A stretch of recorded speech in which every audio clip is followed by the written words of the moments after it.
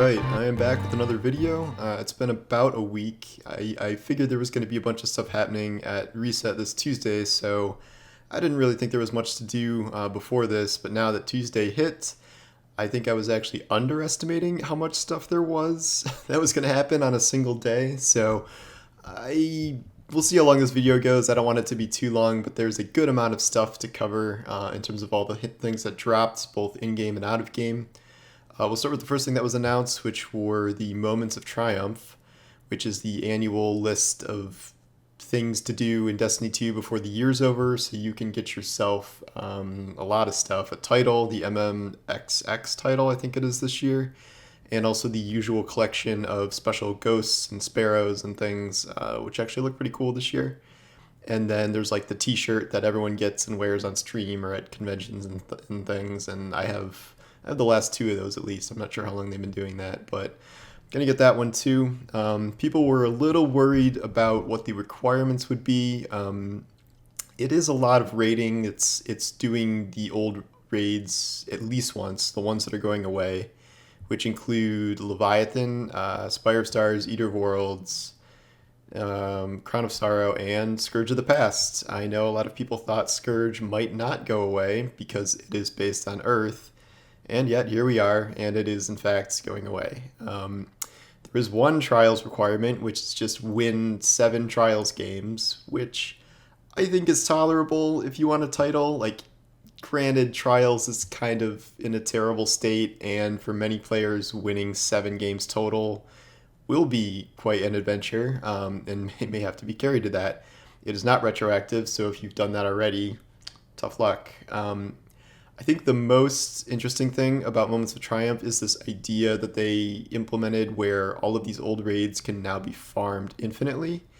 That is something I was really not expecting to see, and it's kind of interesting that it's in this like early trial period for it instead of kind of implementing it into the larger game, because forever now people have been asking for farmable raids because you can farm any other piece of gear in the game, but you have to run raids you can only run raids a max of 3 times per week. And that's highly limiting for any rolls or drops you're actually trying to go for.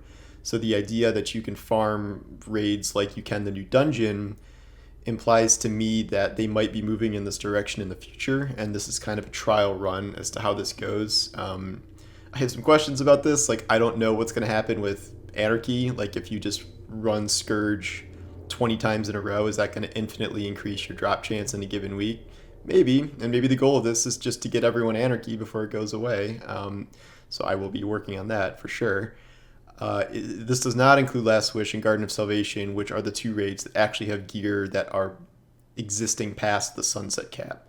So you can't farm for your favorite Last Wish or Garden guns yet, but this is something I'm hoping to see implemented in the future, because it doesn't make sense that you can farm for multiple copies of gear in literally any other mode in the game, and it makes raids a lot more appealing if you implement that kind of new dungeon multi-farm system there.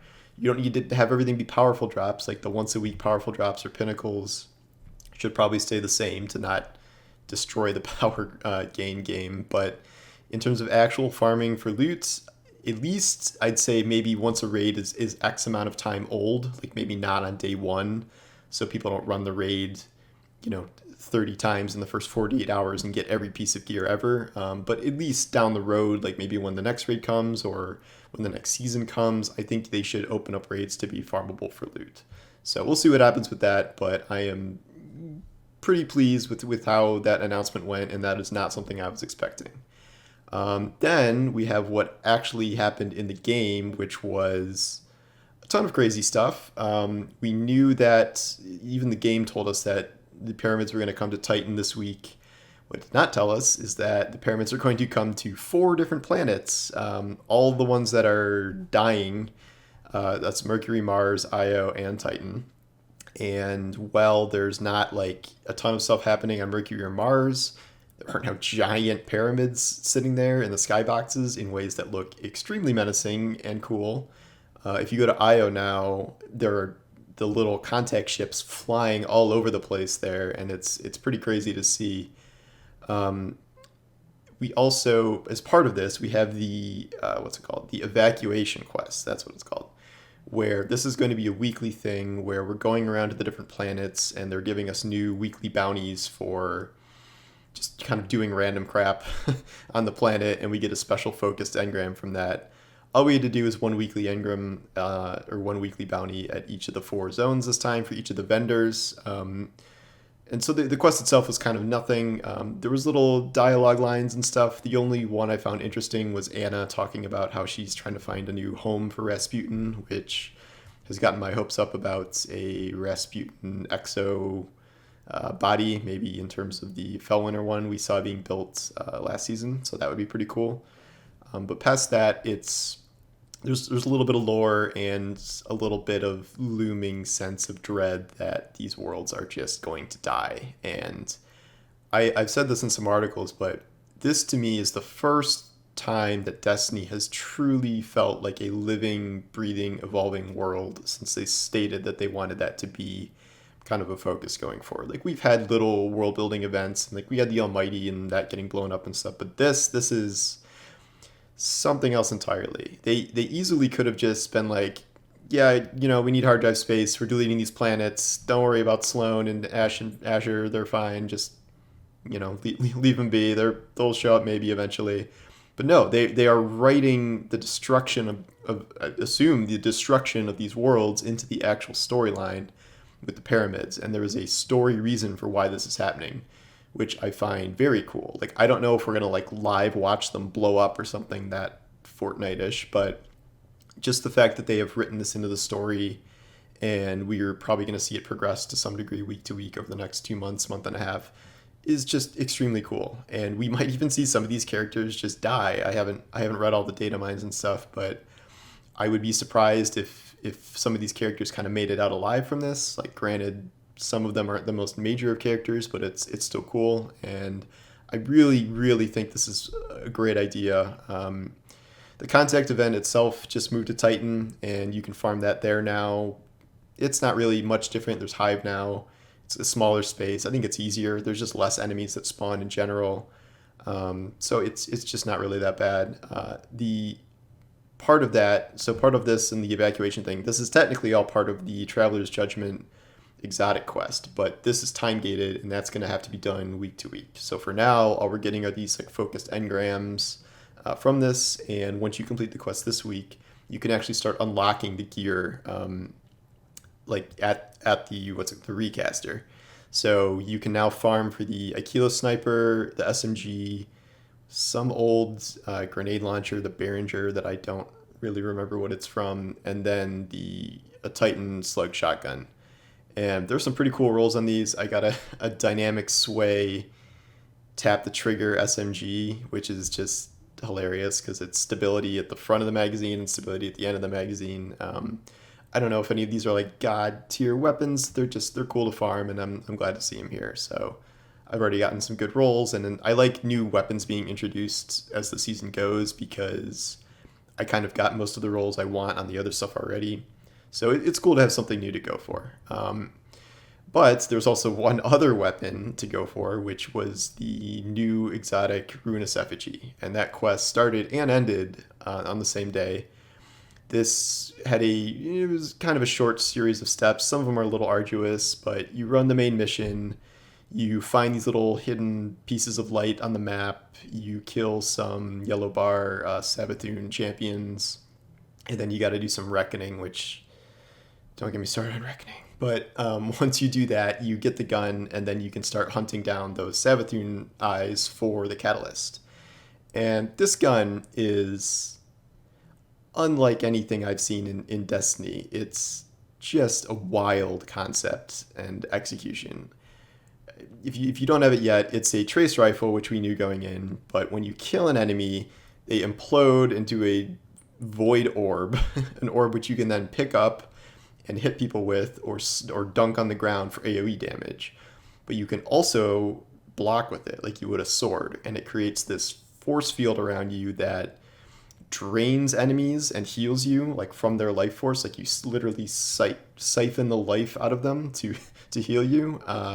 And then it also tags enemies. Once you have the catalyst, it tags like bigger enemies with I think it's kind of a debuff where it's like I think you do 30% more damage to that enemy with your weapon once they're affected by that. So that the utility on this weapon is just all over the place. And I was running the Nightfall with it, and it's so much fun. Like I've not had this much fun within an exotic weapon concept in a very long time, and it seems like legitimately good. I mean, in champion stuff, it's not amazing because it's not an anti-champion exotic, but in just content generally, like the versatility where you can use the shield and the slam and the trace disintegration is fantastic. And I've had a lot of fun playing around with it. Hunting down the Savathun Eyes was kind of fun.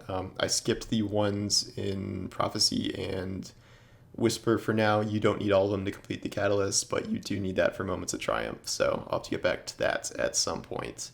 But yeah, speaking of the Nightfall, the final thing that happened this week was an accident, apparently, where the 1080 Nightfall is full of 750 enemies. So what that means is kind of weird because, as you know, if you've played like old 750 content, depending on the content, that doesn't mean it's like you just blow through everything. Like whether it's Reckoning or Menagerie or like old 750 activities can still kill you and still hurt. And while this is a Nightfall, like they do a ton of damage to you, and like they have more health than usual. They're more aggressive. So even with the scaling from 1080 down to 750, you're still kind of getting hit pretty hard. But what this has done is something I think is very interesting, which has created this middle ground between a normal, like crazy hard, super high damage, barely survivable Nightfall for most people, into something that is a really good balance of kind of challenging mechanics, but also you don't feel like you're just this puny pawn that's going to get one shot every time you poke your head out.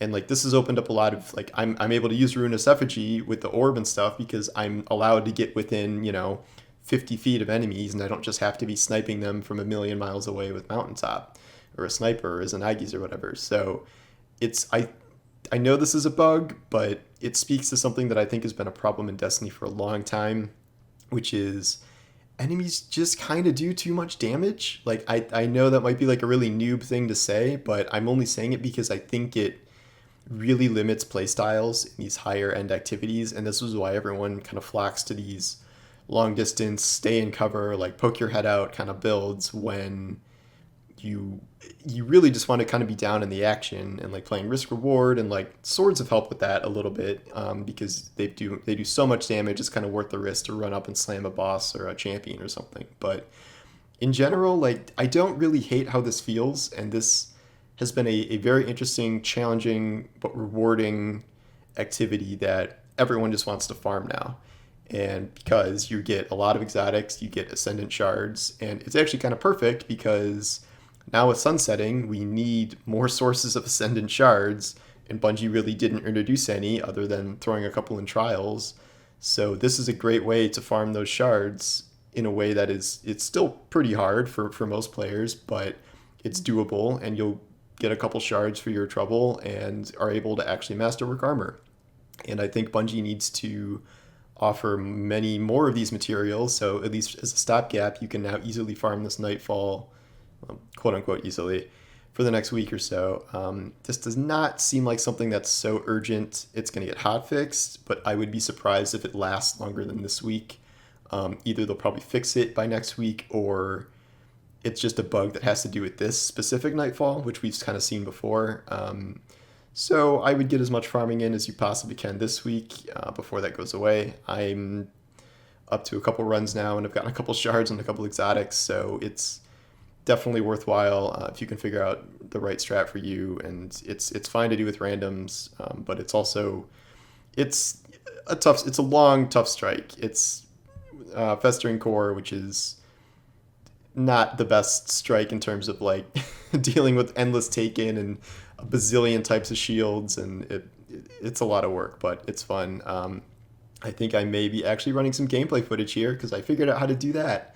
The evolution of the channel here is me actually getting into 2020 with things like video capture, and hopefully not as terrible of audio. You can let me know. I have been playing around with OBS and figured out some settings where I hopefully think that my audio is better without getting an entirely new mic.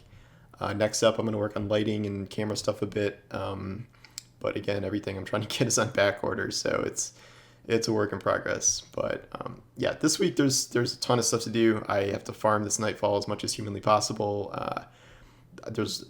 It's time to start working on the Moments of Triumph stuff. There's a lot of stuff that you have to do during this time period that is not retroactive, whether it's just like Gambit or Strikes or Crucible or whatever. You got to do all that stuff. So as of this week, this is kind of when the season is kicked into high gear, and there's a ton of stuff to do. So yeah, I'm sure I even forgot a couple things, but this is already a pretty long video, so I'll call it there. But thanks for coming back and watching, and I will see you next time.